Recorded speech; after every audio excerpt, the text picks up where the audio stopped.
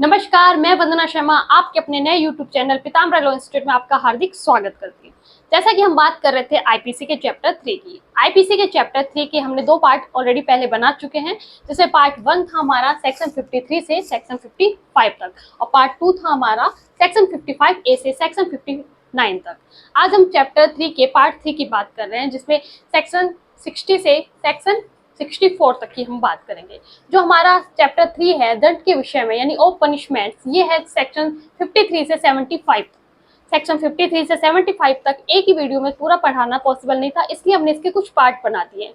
जो भी आज वीडियो पर नए हैं वो पहले आप पार्ट 1 और पार्ट 2 वीडियोस का जो वीडियो है वो आप देख के आइए, तभी आप पार्ट 3 आप समझ पाएंगे सेक्शन 60 से सेक्शन 64 तक।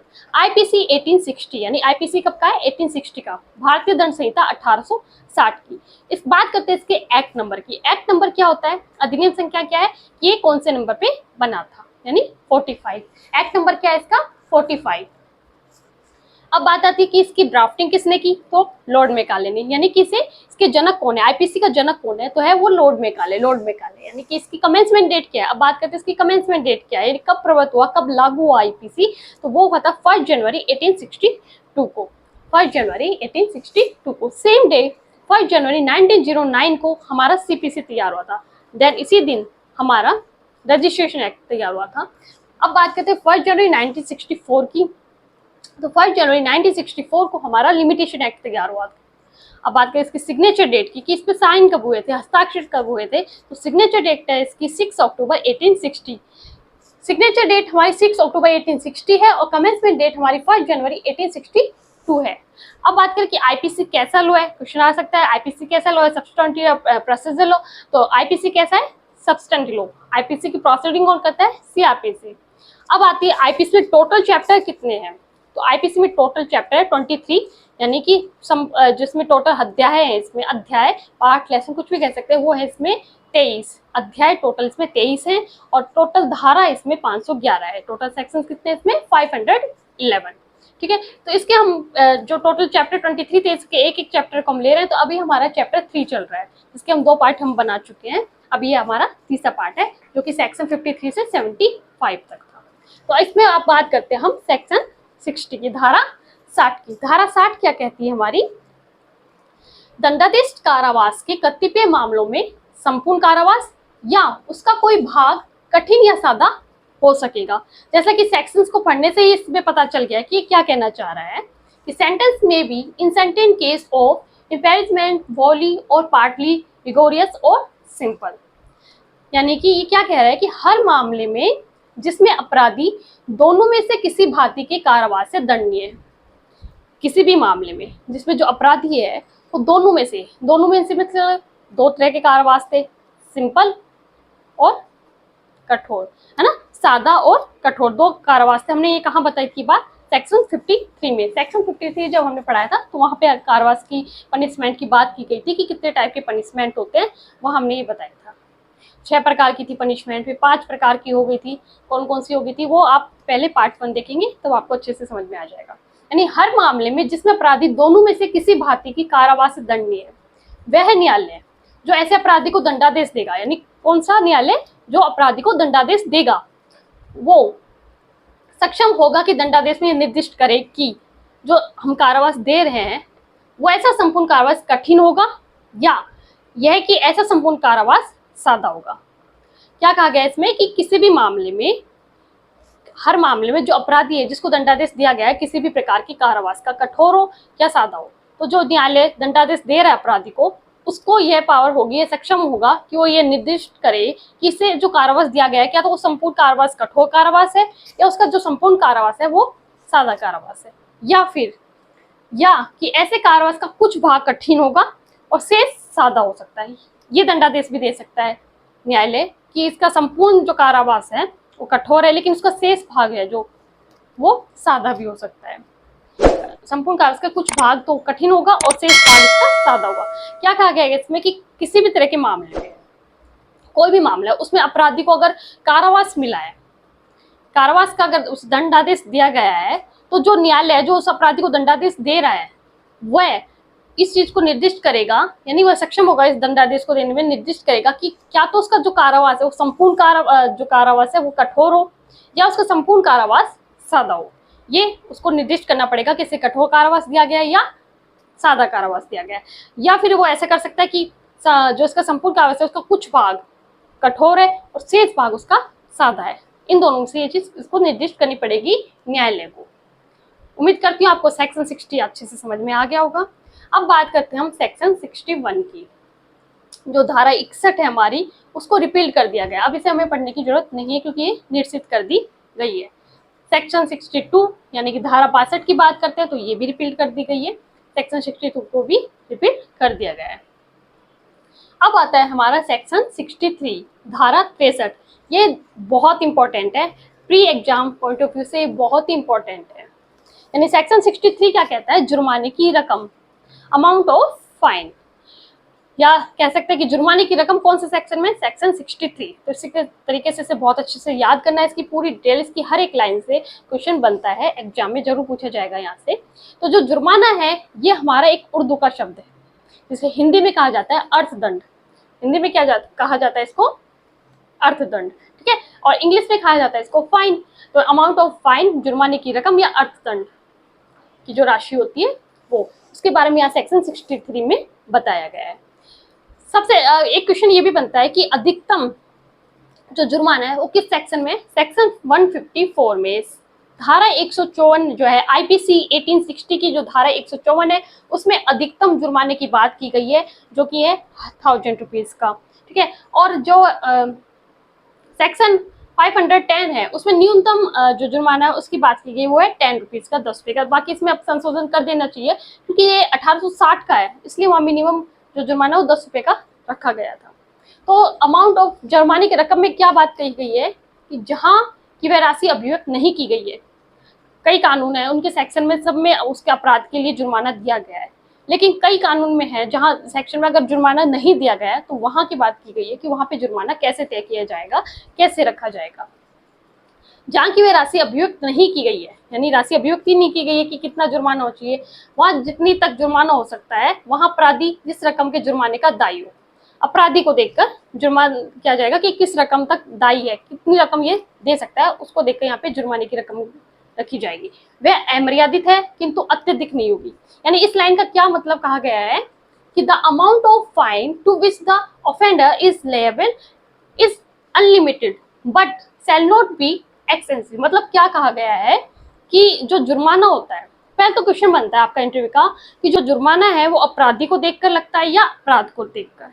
ऑब्वियसली आपका आंसर होगा अपराध को देखकर, पर नहीं, ऐसा नहीं है। जुर्माना हमेशा लगता है जहां पे डिफाइन नहीं किया गया है वो अपराधी को देखकर, वो कितना भी हो सकता है मगर अत्यधिक नहीं। इसका क्या मतलब है कि यहाँ पे बात की गई कि जुर्माने की जो राशि होती है ना वो अपराधी की आर्थिक स्थिति पर निर्भर करती है। जुर्माने की राशि अपराधी की आर्थिक स्थिति पर निर्भर करती है। फॉर एग्जाम्पल जैसे कि किसी भी गरीब इंसान ने, मतलब जो फुटपाथ पे रहता है इस टाइप का कोई इंसान है, उसने अगर बहुत बड़ा क्राइम कर दिया, यानी कि जैसे कि मर्डर कर दिया है, तो उसके लिए जुर्माना लगाया, न्यायालय ने जुर्माना किया कि आपको 2 करोड़ राशि आपके ऊपर जुर्माना है, तो क्या वो दे सकेगा? नहीं। तो क्या कहेगा कि वसूल ले। तो उसको भी पता है कि वो पॉसिबल ही नहीं वो चीज़, तो वहाँ पे जुर्माना लगाना गलत है। इसी तरीके से अगर किसी करोड़पति आदमी ने, किसी अरबपति आदमी ने अगर छोटा सा मामूली सा जुर्माना किया है और पनिशमेंट जो उसका अपराध है वो किया है, तो उस पर जुर्माना लगा दिया 500 रुपये, तो क्या उसके अंदर भय उत्पन्न होगा? नहीं। तो जुर्माना क्यों लगाया जाता है? कि आपने ये रूल तोड़ा तो आप पे फाइन लगेगा, क्यों लगाया जाता है? वो एक भय उत्पन्न करने के लिए, ताकि अपराधी दोबारा वो अपराध ना करे, इसलिए जुर्माना लगाया जाता है। तो अगर ये अपराधी की जो स्थिति, आर्थिक स्थिति को देख कर नहीं लगाया जाएगा तो उसमें अपराधी के अंदर जो है वो भय उत्पन्न नहीं होगा। तो इसलिए जो जुर्माना होता है वो अपराध को देखकर नहीं बल्कि अपराधी की आर्थिक स्थिति को देख के लगाया जा सकता है। तो वो कितना भी हो सकता है, कितना भी मीन्स उसकी आर्थिक स्थिति पे कि कितना जुर्माना फाइन कर सकता है, कितना दे सकता है, वो उसकी आर्थिक स्थिति को देख के लगा सकता है, लेकिन अत्यधिक नहीं। यानी कि कोई गरीब इंसान है तो ये नहीं कि उसके 2 करोड़ का लगा दिया, इसका मतलब अत्यधिक नहीं, ठीक है। या फिर जो बहुत अमीर है उसके हमने 500 रुपये, 100 रुपये, 1000 रुपये ये जुर्माना लगा, तो ये भी नहीं। तो ये आर्थिक स्थिति पे डिपेंड करता है, ये बात कही गई है ये लाइन आपको अच्छे से समझ में आ गई होगी। वह अमर्यादित है किंतु अत्यधिक नहीं, यानी कि उसकी जितना वो दे सकता है उस पर डिपेंड करता है, पर उससे अत्यधिक नहीं होना चाहिए। और ये कहाँ पे है? जहाँ पे जुर्माने की राशि को डिफाइन नहीं किया गया है। सेक्शन 154 में अधिकतम जुर्माने की बात की गई है और सेक्शन 510 में न्यूनतम जुर्माने की बात की गई है। उम्मीद करती हूँ सेक्शन 63 आपको अच्छे से समझ में आ गया होगा।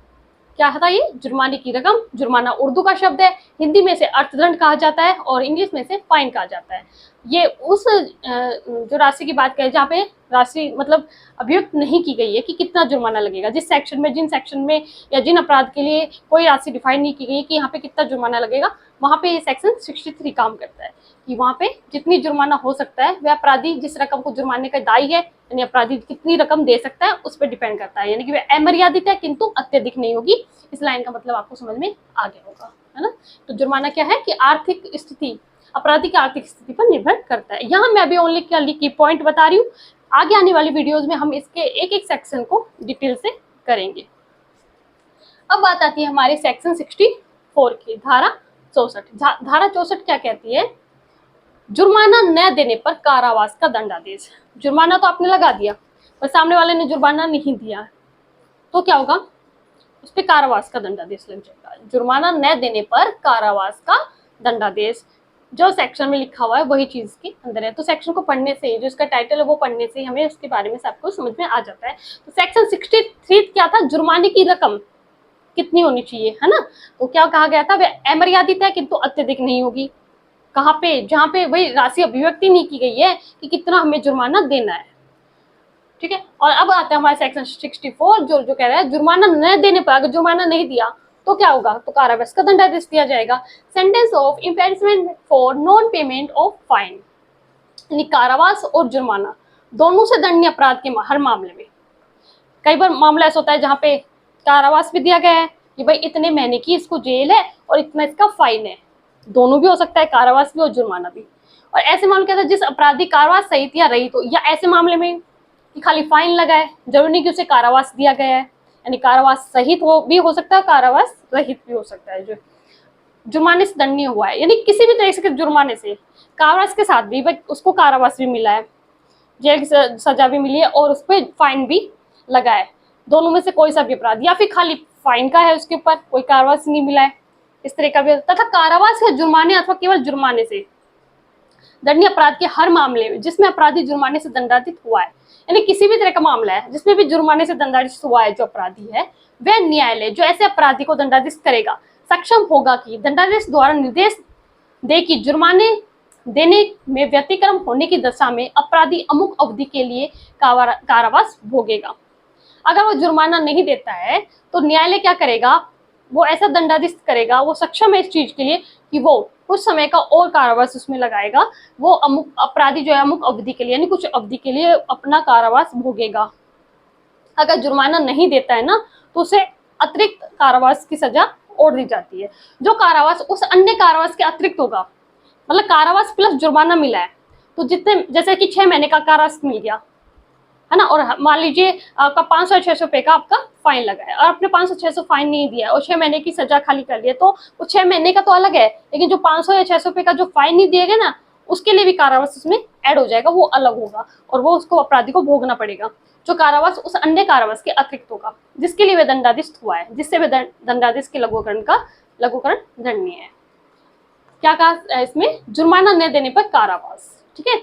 सेक्शन 64 क्या कहता है? जुर्माना न देने पर कारावास, यानी कि कारावास या जुर्माने से दंडित है, कारावास भी मिला है और जुर्माना भी लगा है तो भी लग सकता है, या खाली जुर्माना लगा है तो भी हो सकता है, या दोनों है या दोनों से रहित है तो भी हो सकता है। तो उसमें क्या होता है? अगर फाइन नहीं दे रहा है अपराधी, फाइन नहीं दे रहा तो उसे कारावास तो मिला ही है, ठीक है। प्लस उसमें क्या होता है? जो उसने अपराधी ने जो फाइन नहीं दिया ना उसका और ऐड हो जाता है कारावास, तो दोनों ऐड हो जाते हैं, तो वो तो अलग होता है, ठीक है।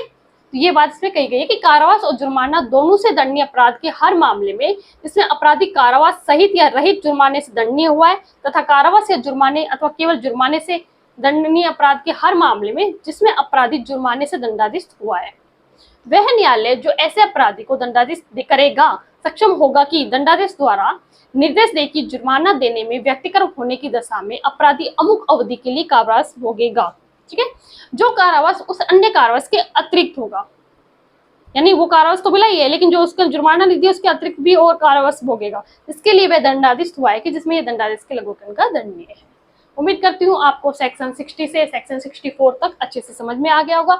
अगर वीडियो अच्छा लगा है तो प्लीज लाइक कीजिए, शेयर कीजिए, और अगर चैनल पे नए हैं, अभी तक आपने चैनल को सब्सक्राइब नहीं किया है तो आप सब्सक्राइब कर लीजिए, ताकि आपको आने वाली वीडियोस की नोटिफिकेशन मिल सकेंगे। Okay, thank you.